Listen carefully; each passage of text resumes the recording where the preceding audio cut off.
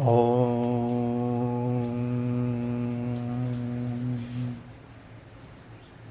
नमः शिवाय। आइए प्रिय आत्मन मित्रों, हम सभी मिलकर नित्य प्रति की तरह अपने अपने गुरुदेव भगवान और इष्ट देव की शरण में चलें और उन्हें प्रणाम करके आशीर्वाद प्राप्त करें। उसके पश्चात हम सभी साधक मिलकर इस हिमालय की ऊर्जा में बैठकर, हिमालय के ऋषि मुनियों के चरणों में बैठकर ध्यान मंदिर की ओर चलेंगे। आइए प्रार्थना की ओर चलते हैं।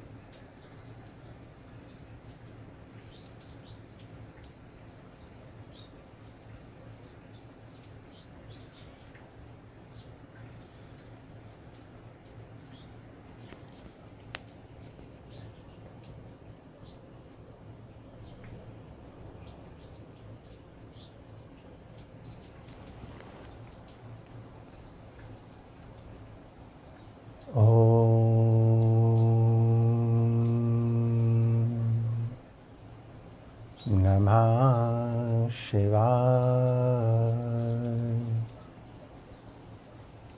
ओम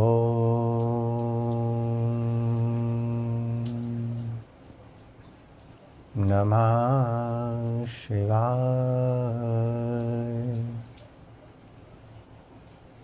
ओम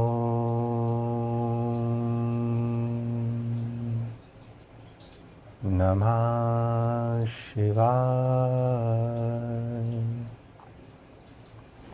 हे समस्त प्रिय आत्मन मित्रों, प्रभु प्रेमी, गुरु प्रेमी, ध्यान प्रेमी आत्माओं, आप सबके भीतर विराजमान अविनाशी अनंत परम ब्रह्म परमात्मा के श्री चरणों में हिमालय की इस तपोभूमि श्री केदारखंड से हिमालयन ऋषि का कोटि कोटि प्रणाम। आइए प्यारे साधकों, प्यारे मित्रों, हम सभी मिलकर इस हिमालय की ऊर्जा में बैठकर ऋषियों मुनियों के सानिध्य में, उनके चरणों में बैठकर ध्यान मंदिर की ओर चलें, प्रेम मंदिर की ओर चलें। इस प्रेम मंदिर में आप अकेले प्रवेश करना, इसलिए जन्म के बाद जो जो आपको मिला उन सभी को अपना नाम, अपनी पहचान, अपने सारे संबंध, यहाँ तक कि अपने गुरु को, गुरु मंत्रों को, समस्त ज्ञान को, देवी देवताओं, भगवान को भी थोड़ी देर के लिए अपने से अलग कर देना। अपनी मन, बुद्धि, चित्त, इंद्रियों को सबको अलग कर देना, क्योंकि जन्म के समय आपके साथ कोई नहीं था, केवल एक परमात्मा था जो आपके ही भीतर है। पुनः से उस आनंदमयी अवस्था को प्राप्त करने के लिए आइए ध्यान की ओर चलें, ध्यान मंदिर की ओर चलें। आइए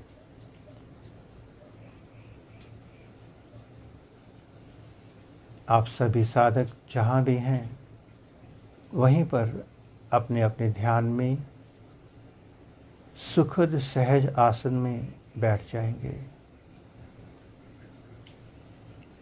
आसन बहुत सुंदर हो, जिससे इस शरीर को कोई कष्ट ना हो।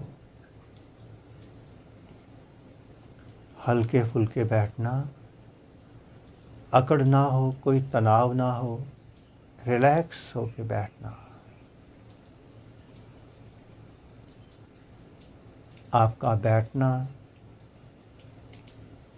पूर्ण आनंदमयी हो, मस्ती से भरा हो, कोई भूत भविष्य आपके पीछे ना पड़ा हो।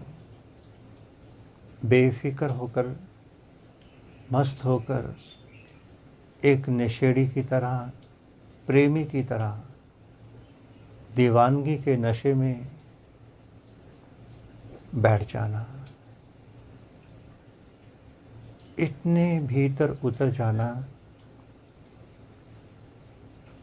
कि ये आभास तक ना रहे कि संसार है,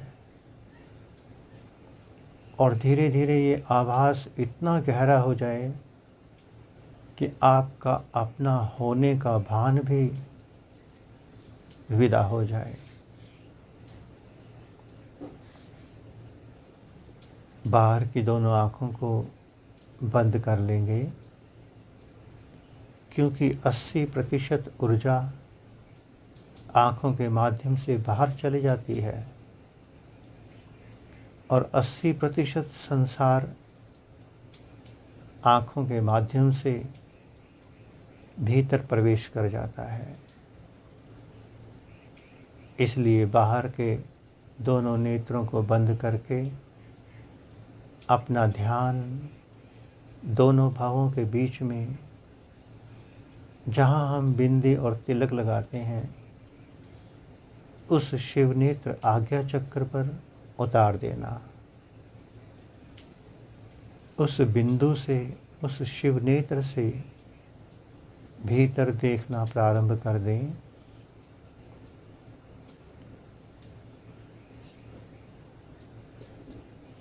सारी चेतना शिव नेत्र की ओर बहती चली जा रही है, स्वतः बह रही है बिना किसी प्रयास के। कोई बाधा नहीं बनना, कोई विचार सामने खड़ा नहीं करना।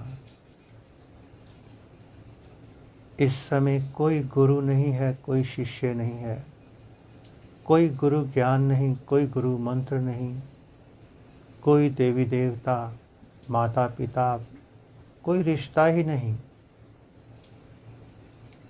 भीतर ध्यान तो सूक्ष्म विषय है, सूक्ष्म शरीर का विषय है, और सब रिश्ते नाते, माता पिता, गुरु, देवी देवता, भगवान, ये सब शरीर के रिश्ते थे, इंद्रियों के, मन के रिश्ते थे, दुनिया के दिए हुए, बनाए हुए। आपने इन सब को ध्यान मंदिर के बाहर खड़ा कर दिया, और भीतर केवल एक ही रिश्ता है, आत्मा और परमात्मा का। और ये रिश्ता योग से बनेगा। ये संबंध, ये प्रेम का संबंध योग से घटित होगा, योगा से घटित नहीं होगा। किसी प्राणायाम से, मंत्र जप से, क्रियाओं से, किसी भी फिजिकल एक्सरसाइज से भीतर का कोई संबंध नहीं। फिजिकली, मेंटली फिटनेस के लिए ये सब एक्सरसाइजेज हैं, चाहे वो मंत्र का उच्चारण हो, कोई ज्ञान हो, कोई क्रिया हो। ये केवल इस स्थूल शरीर तक ही सीमित हैं,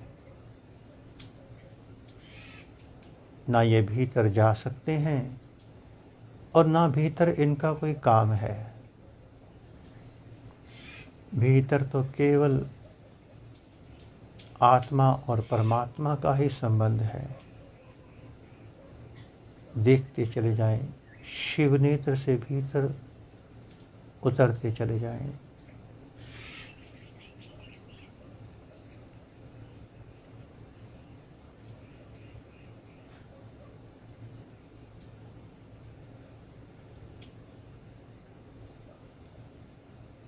हम सभी साधक बड़े सौभाग्यशाली हैं,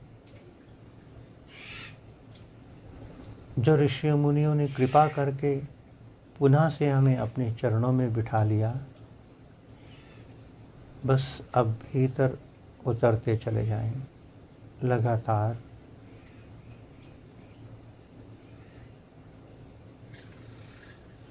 थोड़ी देर के लिए पूरे साक्षी हो जाना,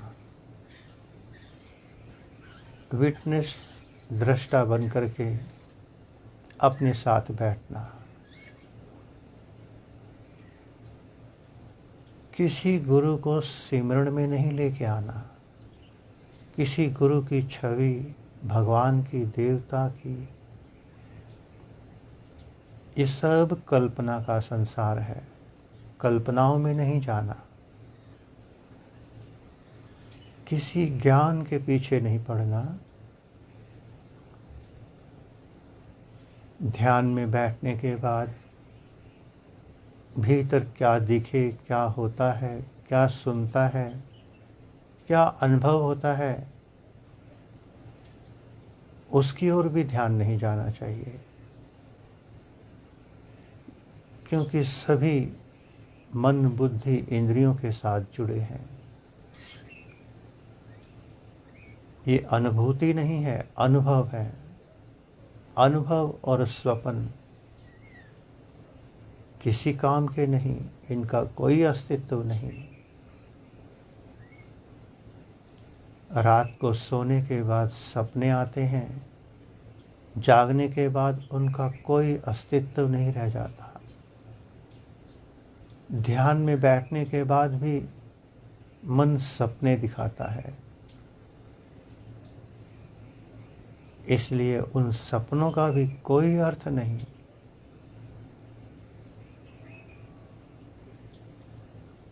धीरे धीरे महाशून्य की ओर, थॉटलेसनेस की ओर बढ़ते चले जाएं। केवल साक्षी हो जाएं, देखने वाले बनकर बैठना। शेष तो अपने आप घटित होगा। प्रयास से भीतर नहीं उतरा जाएगा, प्रार्थना भी भीतर नहीं जाएगी। प्रयास और प्रार्थनाएं तो तन और मन से जुड़ी हैं।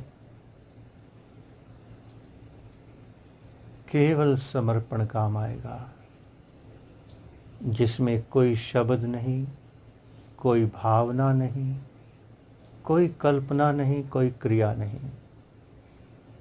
बस जैसे हो वैसे ही रह जाना, हो जाना।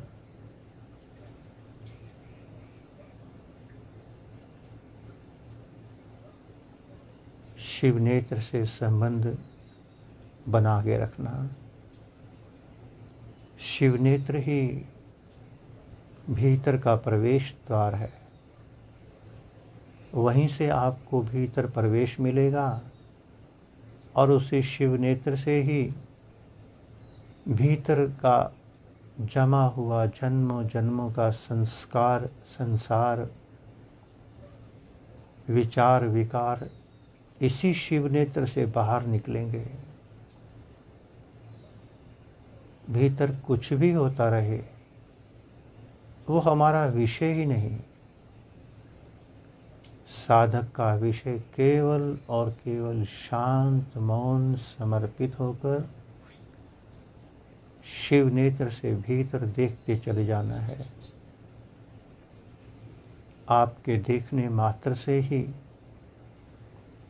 आपके भीतर बह रही ऊर्जा, आपकी आत्मा अपने आप आकाशगामी, ऊर्ध्वगामी होगी, परमात्मा की ओर बढ़ेगी स्वतः। उसे बढ़ने के लिए ध्यान की ऊर्जा चाहिए, और ये ऊर्जा तभी उतरेगी जब आप शिव नेत्र से जुड़ेंगे।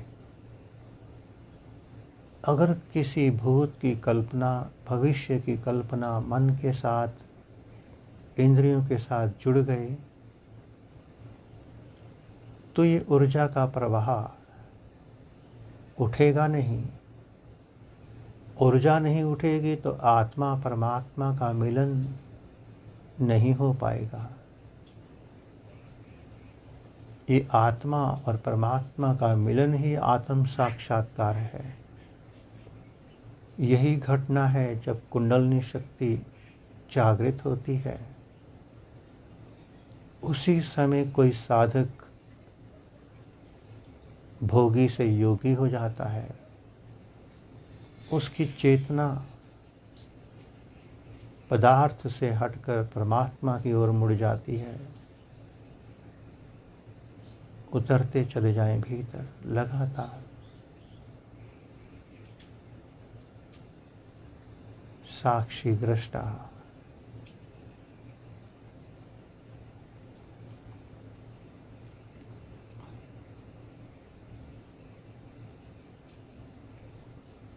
कभी कभी ही अवसर मिलता है, परमात्मा की ऋषियों मुनियों की कृपा बरसती है कि वो हमें अपने साथ बिठा लेते हैं। सदा ये अवसर नहीं मिलता,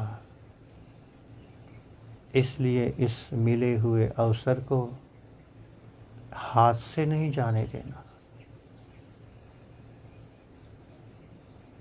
हर जन्म में हर कमाई की, इस जन्म में परमात्मा रूपी कमाई कर लेना। उतरते चले जाएं भीतर।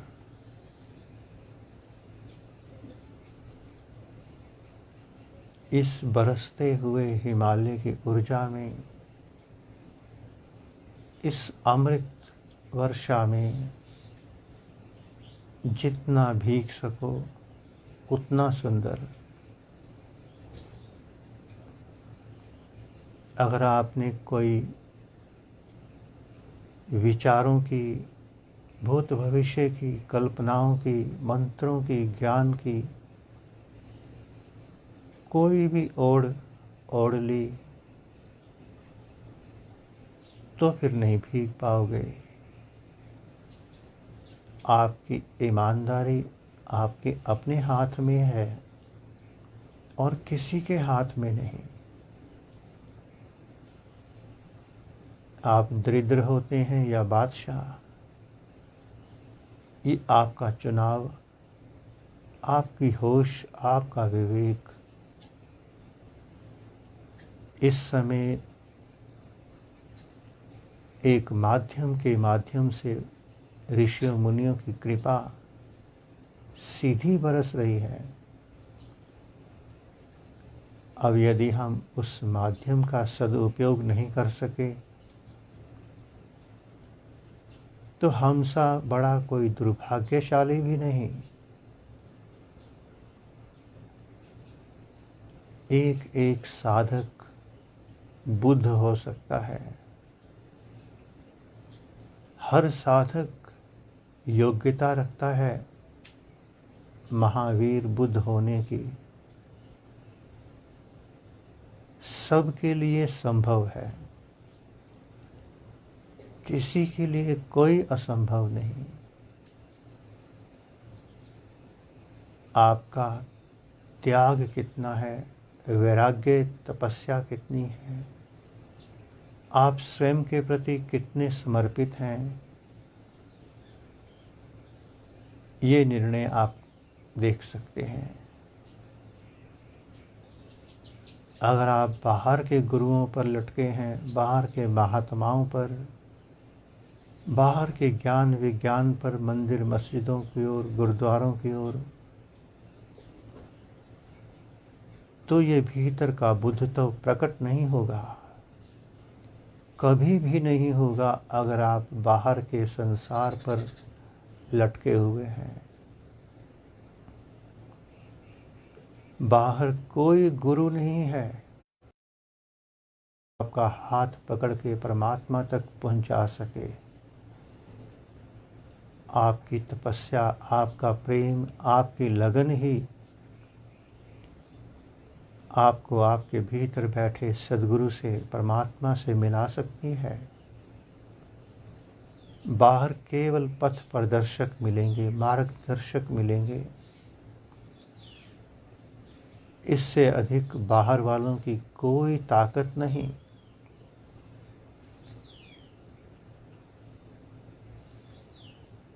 और गहरे और भीतर उतरते जाएं।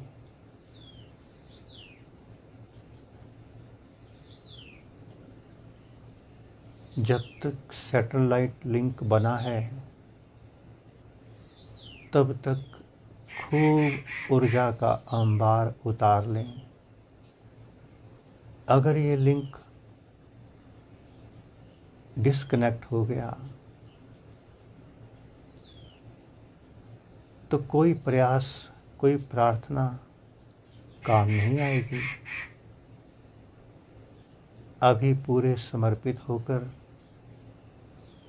भीतर उतरते चले जाएं, लगातार और गहरे।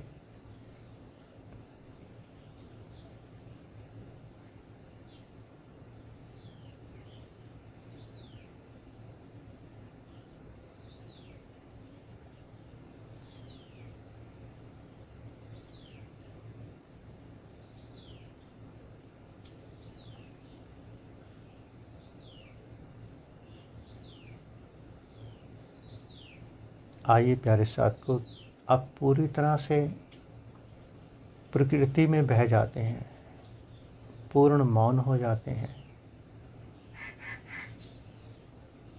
और इस मौन में उस अमृत को पूरी तरह से पिएंगे। आइए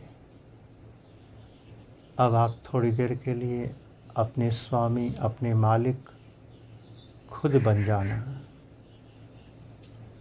खुद को जगाना थोड़ी देर के लिए। खुद को। ऐसा ना हो कि मास्टर इधर मौन हो और 2 मिनट में ही आप अपनी आदतों के साथ चल दें, मन के साथ चल दें, कल्पनाओं में, भूत भविष्य की योजनाओं में आप निकल जाएं। कहीं आप अपने परिवार में, अपने गुरुओं के पास, अपने देवी देवता भगवानों के पास ना पहुंच जाना। इस समय तो आप हिमालय की ऊर्जा में ध्यान मंदिर में बैठे हैं। थोड़ी देर इसी में बैठे रहना। क्या पता अभी आत्मा और परमात्मा का मिलन हो जाए। कुछ नहीं पता, समय का कुछ नहीं पता। आइए थोड़ा मौन हो जाते हैं भीतर।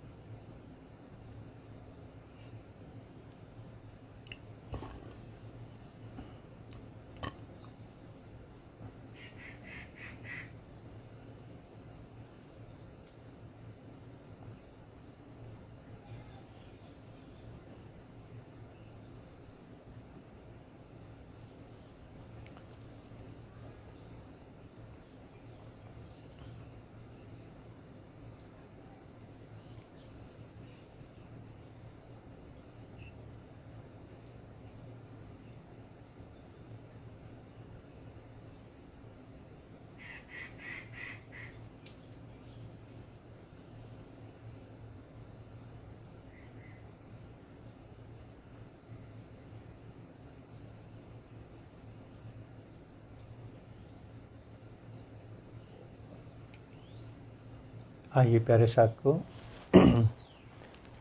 ध्यान मंदिर से पुनः प्रकृति की ओर चलें।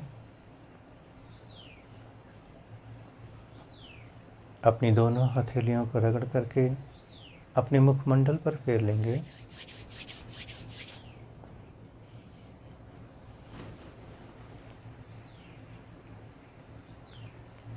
प्रभु ने हम सभी साधकों को अपने सानिध्य में बिठाकर ध्यान में उतरने का सौभाग्य प्रदान किया। आइए सभी मिलकर प्रभु का आभार व्यक्त करें, धन्यवाद करें। ओम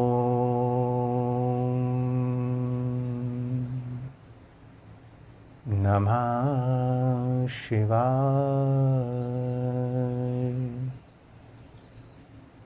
ओम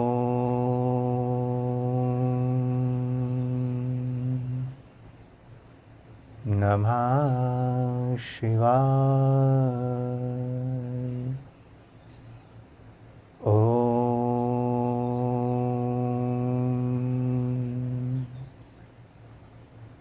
नमः शिवाय।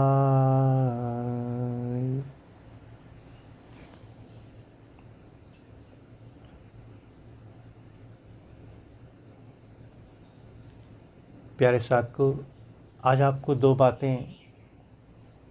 दो सूत्र आपको बताएंगे। बहुत छोटे किंतु बड़े महत्वपूर्ण सूत्र हैं। इस देह के भीतर ही भोगी अवस्था है और इसी के भीतर ही योगी अवस्था है। दोनों ही भीतर हैं। बाहर ना कोई भोगी है और ना ही योगी। जिस इंसान की जब चित्तवृत्तियां इस संसार को संग्रह करने में लगी होती हैं, चाहे लोभ हो, चाहे मोह हो, चाहे कोई वासना हो या कुछ भी,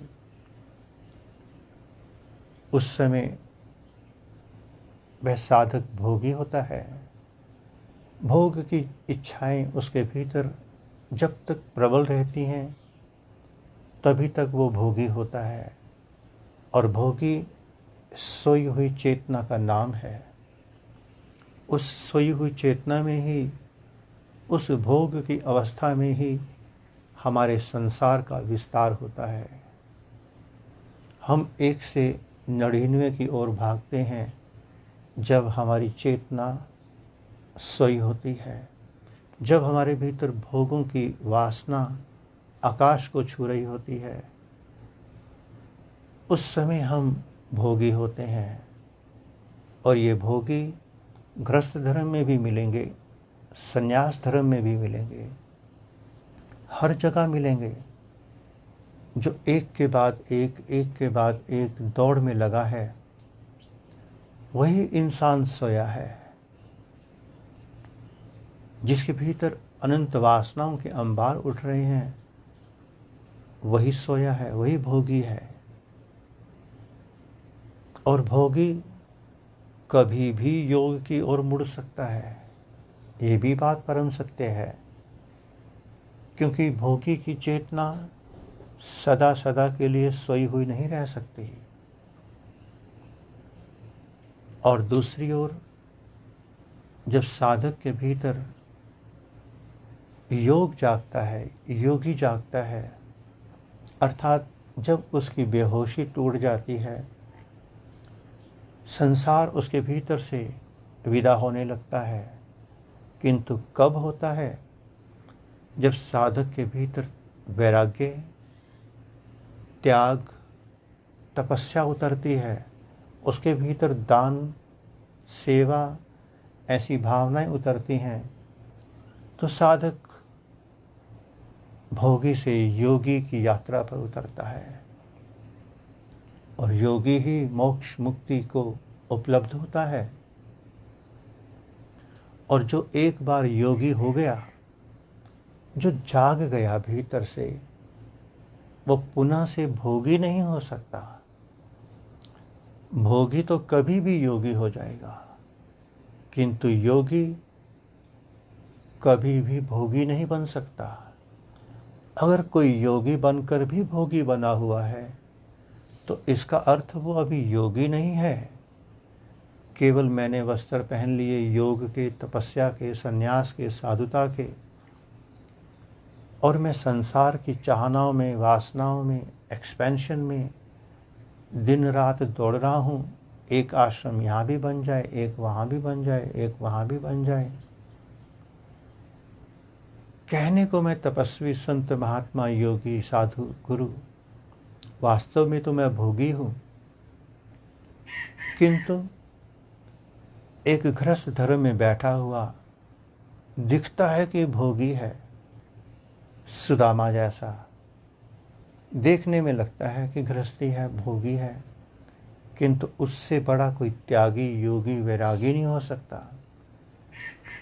जो प्रतिकूलताओं में, अभाव में भी एक एक कदम परमात्मा की ओर बढ़ता जा रहा है, त्याग की ओर, वैराग्य की ओर, प्रेम की ओर बढ़ता जा रहा है, जिसकी चेतना परमात्मा की ओर बढ़ती जा रही है, जो अपने मुख का अंतिम निवाला भी निकाल कर दान कर सकता है,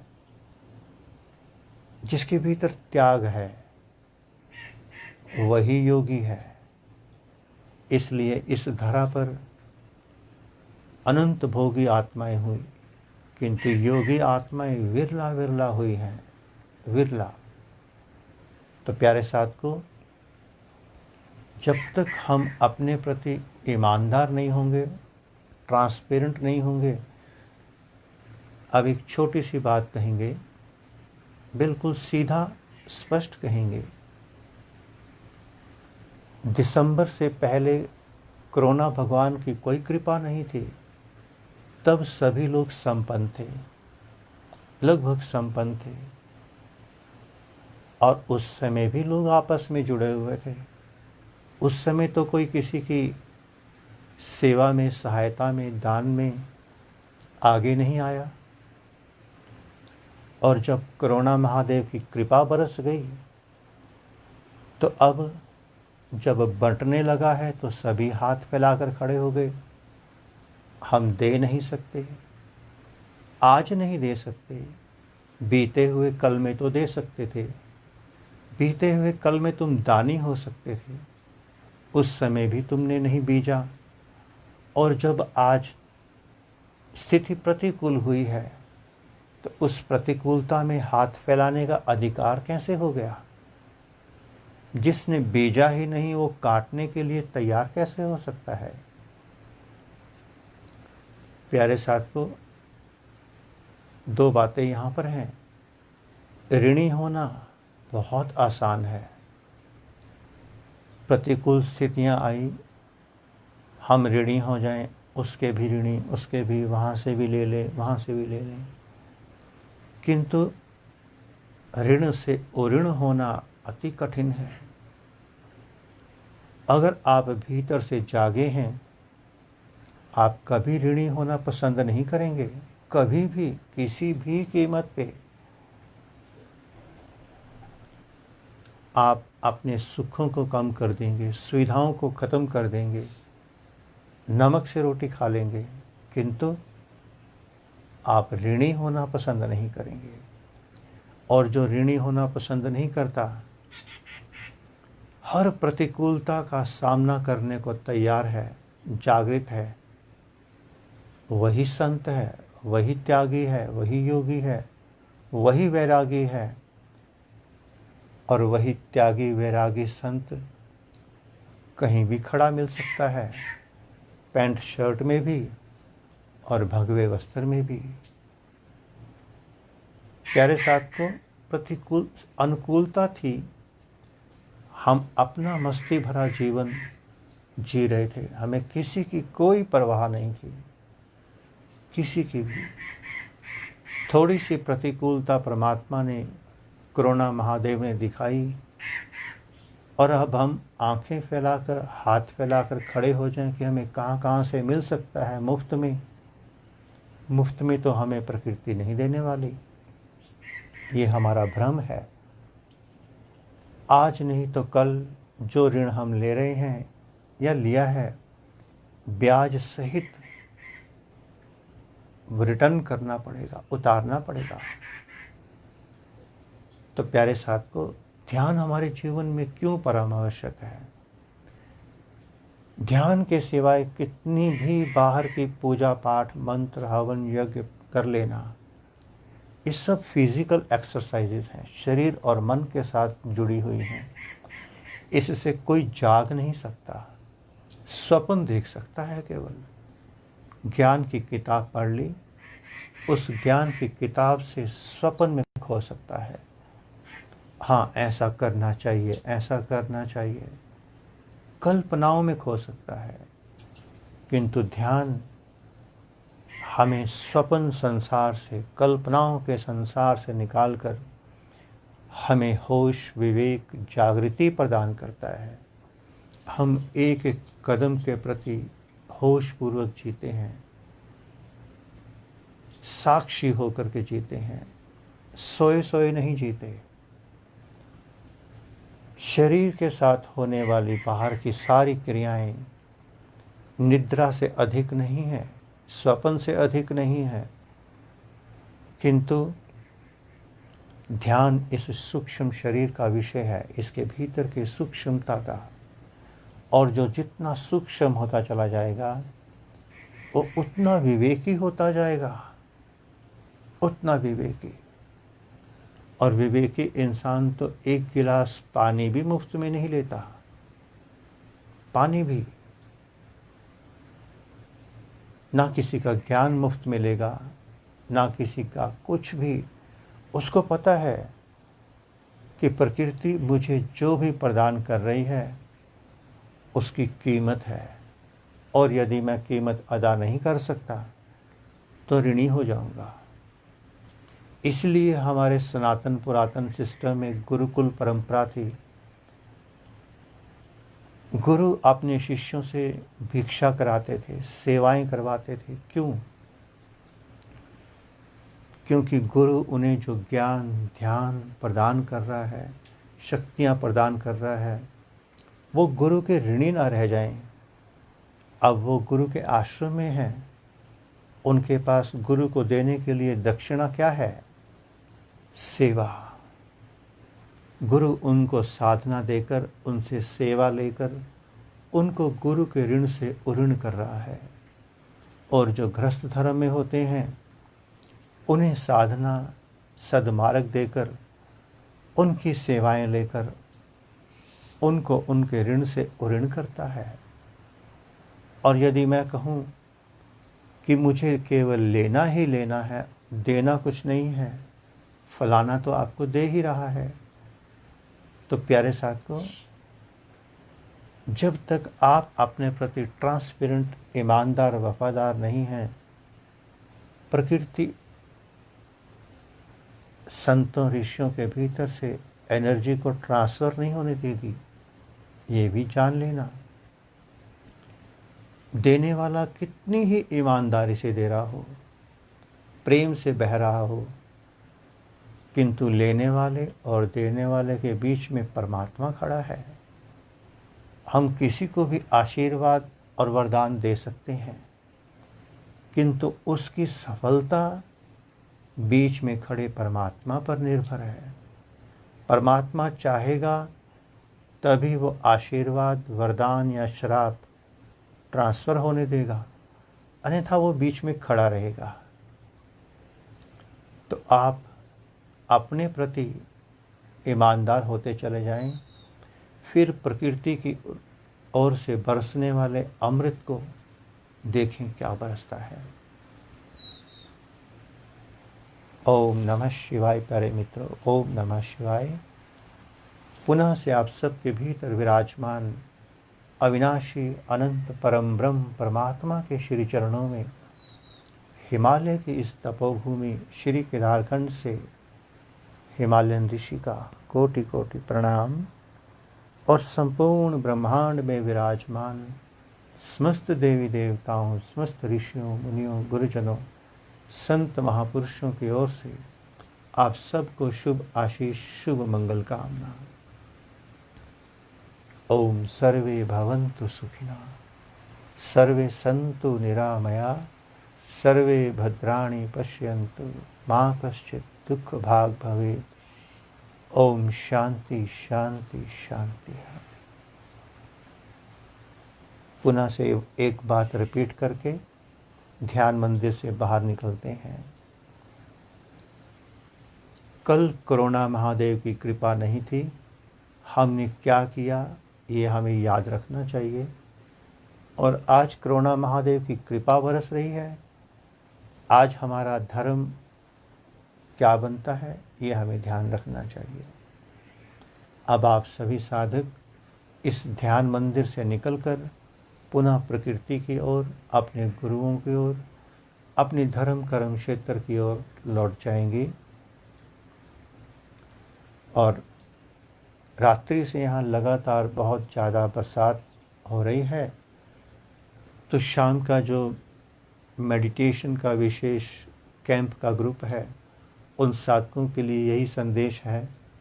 अपनी ओर से हम यथासंभव व्यवस्थाएं बना रहे हैं, जुटा रहे हैं।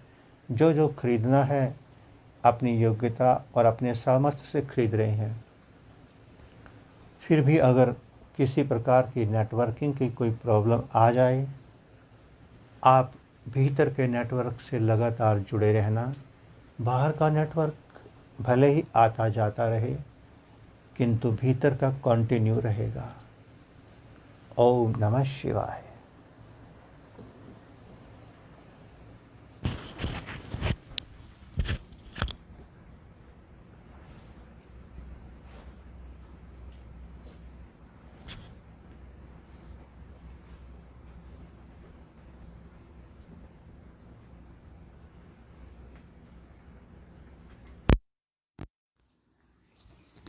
प्यारे साथियों, आपको आज हम अपनी इस रसोई के दर्शन करा दें जहां हम रहते हैं। ये हमारा शयन कक्ष भी है, रसोई भी है। पहले भी हमने करवाया था, पुनः से कर लीजिए।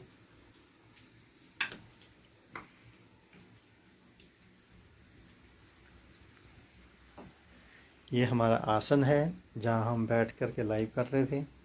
ये हमारा शयन। और बाहर बरसात है जिस कारण से हम बाहर नहीं जाएंगे, यहीं से ही आपको हल्का सा हिमालय दर्शन करा देंगे।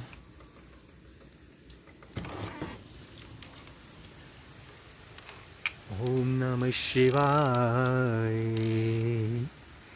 हरि ओम नमः शिवाय। ओम नमः शिवाय। हरि ओम नमः शिवाय। ओम नमः शिवाय। हरि ओम नमः शिवाय। ओम नमः शिवाय। हरि ओम नमः शिवाय। ओम नमः शिवाय। हरि ओम नमः शिवाय।